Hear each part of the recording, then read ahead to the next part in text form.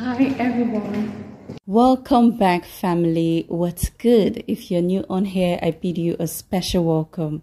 My name is Elizabeth Rookie.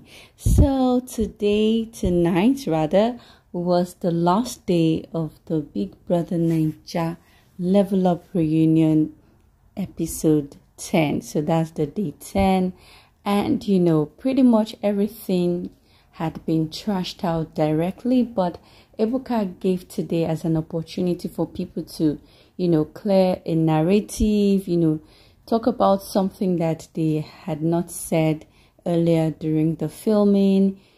So Ebuka asked anyone to raise up their hand if they had something to say, and Sheggz signified his intention to say something.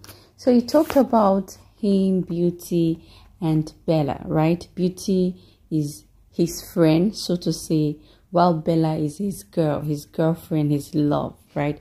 But he talked about Bella and Beauty not having a friendship, a relationship, despite him being, he considers himself cool and friends with Beauty. Okay, so he said it's not going to be cool for him to hang out with Beauty when he has a girl, Bella, that does not, talk or rapport with Beauty, right? So I saw it as, this guy being mature, respecting his relationship despite him having a friendship or being cool with Beauty. So at that point, Ebuka gave Beauty and Bella the opportunity to speak, and Bella spoke first. So she said herself and Beauty were not close in the house, that if they spoke, it was just once. Yes, so she doesn't really think there's any need for them to be cool because Beauty left the house early on. So there was no need for them to be close friends outside the house. But that when she got outside, she heard some narrative, she heard some things. She was told that Beauty unfollowed her, and her team, her handler as a then, also unfollowed Beauty, okay? And some things were being said that, she just didn't know where it was coming from, why Beauty unfollowed her. So Beauty was given the opportunity to speak, and Beauty said that, okay, she did not, have any, grudge against Bella, that as a matter of fact, they spoke in the house about twice, if she remembers, but there was no biggie. There's no need for them to really be close. As for Sheggz, the narrative that he's saying Beauty had, eyes for him in the house. She asked Sheggz, why did you lie? And when Sheggz got out of the house, both of them talked about it, and they are cool now that, for herself and Sheggz, they are cool. But Bella, she doesn't think there's any need to be cool because there was really nothing about them, but that she just wanted to clear that she wasn't having eyes for Sheggz. But what makes her not be close to Bella is because she heard Bella say that, her lifestyle is being funded by rich men, big men, okay? So Bella said she didn't say that when she got out of the house too, different narratives were flying, that she didn't say that, she doesn't remember saying that, and she has not seen any clips of her saying such a thing, that Beauty's lifestyle is being funded by rich men. Okay, so pretty much that got cleared, and they both said there's really no reason to just be close, that even though herself, Bella, felt like Beauty had eyes for Sheggz, but that it's no big deal because they were in the house and it's cool. But outside the house, there's been no disrespect, and she's okay with Sheggz, relating with Beauty as long as it's not like a secret and boundaries are being respected. Okay, so three of them just wrapped it up by, okay, there is really no need for Bella and Beauty to be close per se, even though people were saying Bella wasn't close to Beauty because of her own relationship with Fina. But she said there was nothing like that because she doesn't really see Beauty as a friend, just like every other ex-housemate, okay? So I would just say thumbs up to Sheggz for respecting the relationship he has with his girl Bella and making sure if he has any friendship with, Beauty, it's not seen as disloyalty, that she's in the know and boundaries are being respected. So it moved on to BRYANN, ILEBAYE, and MODELLA situation. Okay, so BRYANN spoke about his relationship with ILEBAYE. Before MODELLA got into the house, he used to be close to ILEBAYE, but ILEBAYE didn't give him that response as to, okay, I want to be in a relationship with you, but they were close. Now, BRYANN talked about the situation where ILEBAYE almost had an altercation with MODELLA. And this was after he had told ILEBAYE that he now has eyes for MODELLA and he's interested in pursuing something with, with MODELLA. So he was close to ILEBAYE, but when MODELLA got into the house for him, the dynamics changed then and he wanted MODELLA. So it's cool that he respected ILEBAYE enough to let her know before she starts seeing BRYANN and MODELLA together, right? But somehow I'm sure there was a stint of jealousy in ILEBAYE, even though she didn't admit that, right? Because when MODELLA was using ILEBAYE's hair gel, right, to make BRYANN's hair, MODELLA, didn't take permission from ILEBAYE, yes, but ILEBAYE took it really quick and wasn't having it. It was like, hey, why would you use my hair gel on BRYANN, seeing them in that kind of close situation, and BRYANN maintained that it was unnecessary because she was just flaying up, screaming and wanting BRYANN to speak in her favor, telling BRYANN, okay, if you're talking to me, also talk to MODELLA. Okay, and BRYANN was like, what did I have to talk to MODELLA about? Everybody saw it, how you flared up because she was using your hair gel on me. So if you're not admitting, I don't know, but it wasn't cool.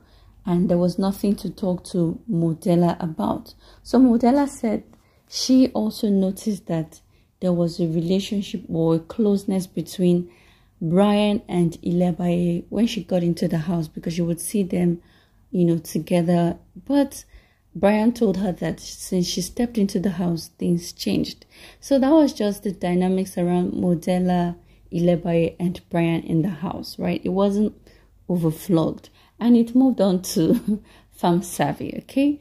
Femme Savvy talked about, his thing with Amaka, that when Amaka didn't give him a positive response, because in the house, Femme Savvy asked Amaka out, but Amaka didn't give a positive response. Then he moved to Christy O.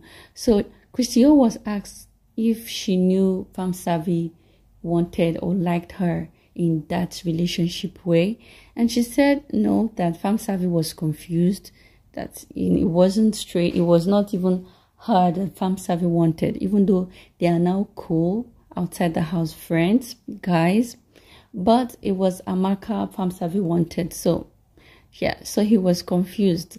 And she also mentioned that Femme Savvy wanted Amaka because Amaka was a kitchen person, was always cooking, so Femme Savvy wanted someone to satisfy his stomach. So it was really funny.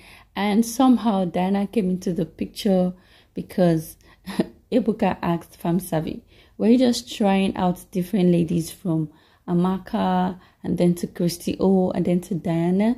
Because Diana was like someone he talked about even outside the house. So he said, well, he was genuine with Amaka, but when she said no, broke his heart, literally. He just felt, okay, he would have gone more for Christy O, not Amaka in the first place. And when he was asked about Diana, he said, yeah, that Diana was really caring, that it wasn't like a triangle or something.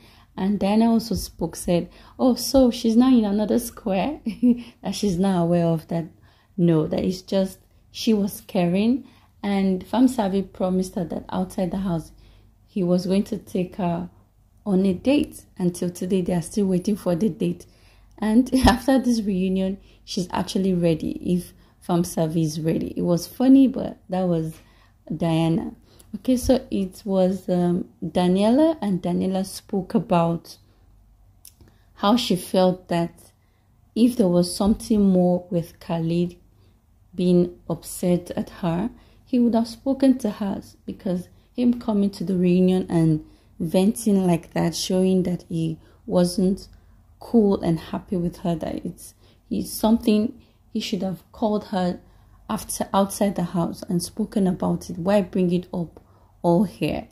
Also, there was Chomzy and Ella Swag's moment. Ella Swag said, Chomzy first spoke that she feels like, okay, somebody didn't really have good intentions for her, in her words.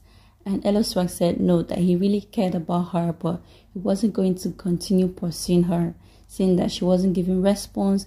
He checked up on her outside the house. She wasn't reciprocating, so he stayed on his own. And Doyin also spoke that, yeah, she's happy she had the opportunity to air a view, say something. Also, Chichi, she had the opportunity to speak.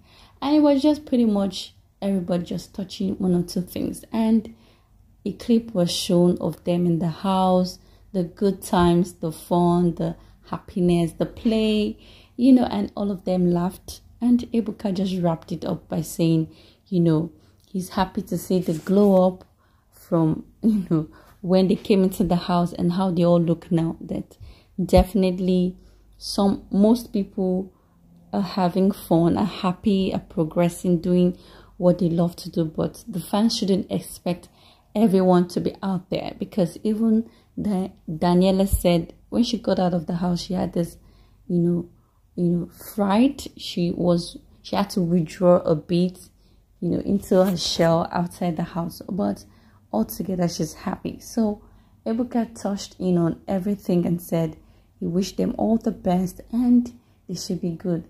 Really, I see most of them forging ahead on a friendly basis, even though some of them actually had altercations during the show. Watching it finally, I believe it's not that deep. They can still reconcile, they can still just push forward and just say, okay, whatever happened in the house, outside the house, during the reunion, it's possible to still be cool, even though they won't be friends, but still keep in touch. You can still invite me, I can still invite you, you can still celebrate. Because if you look at it, there is nothing that is worth holding on to. Whether ships that didn't sail or friendship that didn't sail, they should just move on with their new partners, new friends, and then still be cordial. Okay? Ciao.